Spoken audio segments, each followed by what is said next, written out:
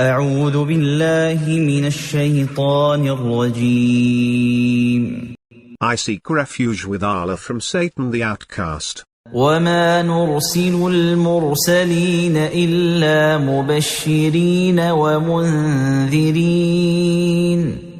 ويجادل الذين كفروا بالباطل ليدحضوا به الحق واتخذوا آياتي وما أنذروا هزوا.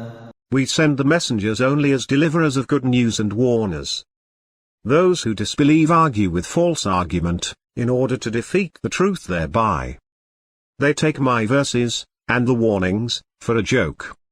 ومن أظلم ممن ذكر بآيات ربه فأعرض عنها ونسي ما قدمت يداه إنا جعلنا على قلوبهم أكنة أن يفقهوه وفي آذانهم وقرا وإن تدعهم إلى الهدى فلن يهتدوا إذن أبدا.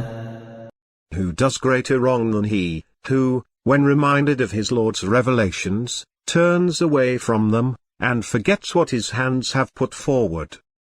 We have placed coverings over their hearts, lest they understand it, and heaviness in their ears. And if you call them to guidance, they will not be guided, ever.